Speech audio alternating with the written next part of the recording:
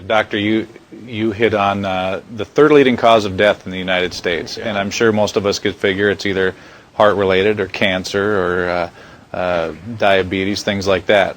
Can you clue us into what that is and why? Yeah, okay, and thank you for asking that, because this is the 10,000-pound gorilla in the room that nobody's talking about. The third leading cause of death, as published in the Journal of the American Medical Association, is MD-directed treatments.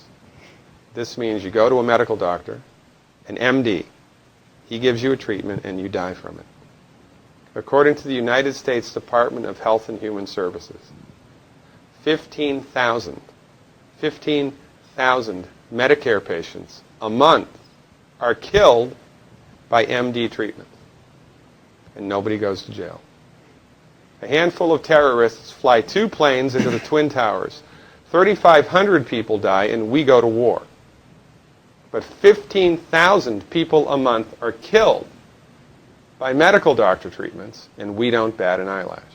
This is because we have been, I don't want to say brainwashed, that's not the correct term, but we have been, for the last 100 years, kind of led into this false belief. You know, I think it was Marcus Welby that started it, that the medical doctor is king and knows everything about everything.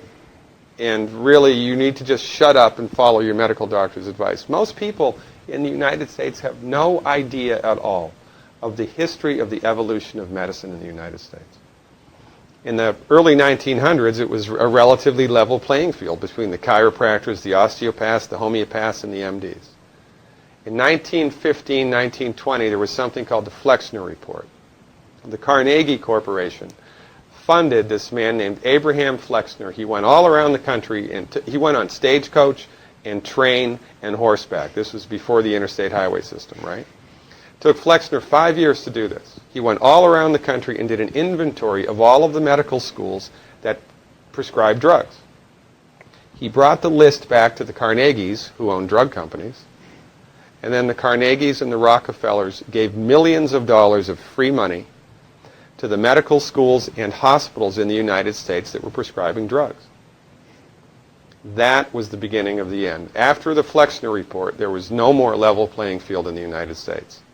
And the MDs started a juggernaut that's taken off. Most people in the United States think that the predominant medicine here, MD-directed pharmaceutical medicine, we think that those guys are top dog because their therapeutics are better than the homeopaths or the naturopaths or the chiropractors. It's not.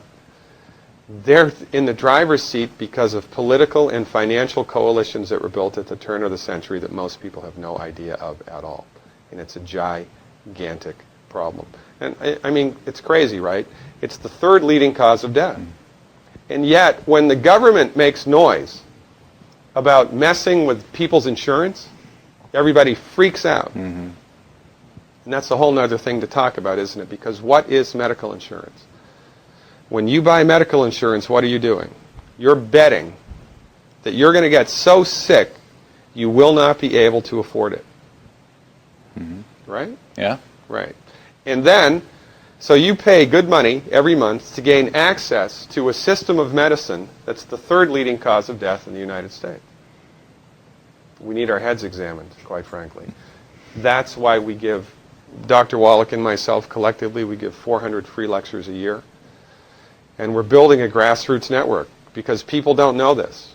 I mean, I come to my lectures and they look at me and say, couch potatoes live longer? Medical doctors, the third leading cause of death? You know, what's going on here? We're like the people, in Galileo's time saying, hey, everybody, it's the sun that's at the center of the solar system, not the Earth.